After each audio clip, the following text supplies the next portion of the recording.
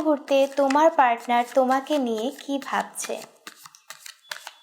আমার সাথে কানেক্ট করার জন্য অবশ্যই আমার চ্যানেলটাকে সাবস্ক্রাইব করবে এবং অবশ্যই আমার এই ভিডিওটাকে লাইক করতে ভুলবে না। দেখে নিচ্ছি এই মুহূর্তে তোমার পার্টনার তোমার সম্পর্কে কি ভাবছে। এই মুহূর্তে তোমার পার্টনার তোমার সম্পর্কে কি ভাবছে। ওকে, এই মুহূর্তে তোমার পার্টনার তোমার সম্পর্কে কি ভাবছে।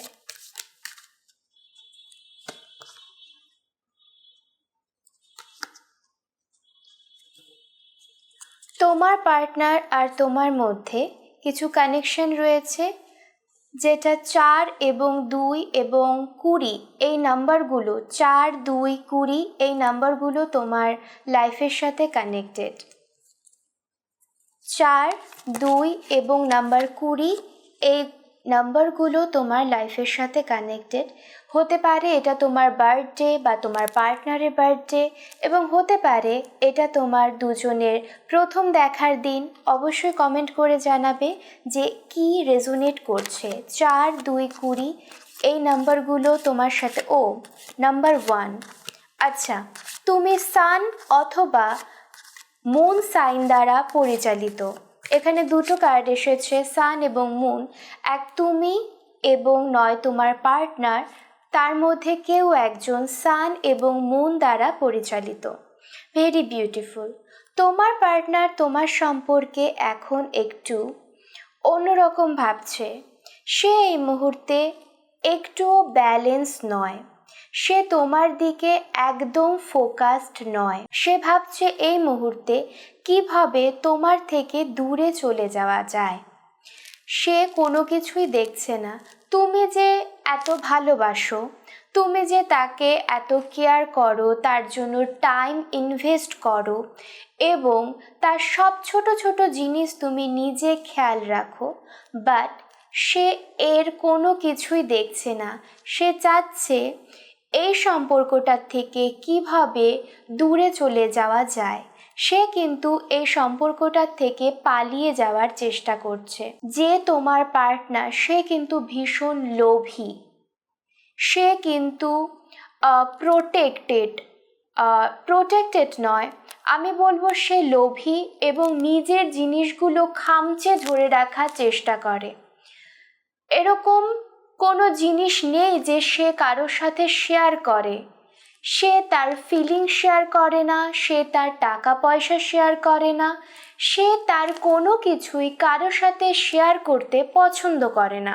তোমার পার্টনার কিন্তু ভীষণ স্টেবল একজন মানুষ। সামাজিকভাবে সে স্টেবল একজন মানুষ, বাট ইমোশনালি সে কিন্তু স্টেবল নয়। হতে পারে তার অনেক প্রভাব প্রতিপত্তি আছে, বাট সে রিলেশনশিপের দিক দিয়ে কিন্তু ভীষণ লো। সে কিন্তু ন্যারো মাইন্ডেড এবং আনব্যালেন্সড একজন পার্সন। এখানে কিন্তু একদম সব কিছু শেষের পর্যায়ে চলে এসেছে। সে চেষ্টা করছে এই রিলেশনশিপটাকে কিভাবে শেষ করে দেওয়া যায় এবং সে সর্বতোভাবে চেষ্টা করবে যে এই রিলেশনশিপটাকে যাতে শেষ করা যায়। আচ্ছা, এখানে আরেকটা জিনিস দেখা যাচ্ছে, পুরনো কোনো সম্পর্ক তার লাইফে ফেরত এসেছে। যেই সম্পর্কগুলো পুরনো ছিল, পুরনো কোনো স্কুল ফ্রেন্ড হতে পারে বা তার এক্স হতে পারে, সে কিন্তু তার লাইফে এই মুহূর্তে ফেরত এসেছে। সে কিন্তু তার সাথে যোগাযোগ করা শুরু করেছে। আমি আরেকটা লাস্ট কার্ড নেব। ওকে, সে কিন্তু পুরনো সম্পর্কটা নিয়ে ভীষণ ভাবছে এবং ভাবছে যে তোমার সাথে যে সম্পর্কটা রয়েছে সেখান থেকে বেরিয়ে যদি পুরনো সেই সম্পর্কে আবার কিছু অ্যাড করা যায়, সে কিন্তু এটাই ভাবছে। আমি এই মুহূর্তে বলবো যে তোমরা যে স্টেজেই থাকো না কেন, নিজেকে ব্যালেন্স করার চেষ্টা করবে। আমি তোমাদের একটা স্পষ্ট ধারণা দিয়ে দিলাম যে তোমার পার্টনার এই মুহূর্তে তোমার জন্য কি ভাবছে।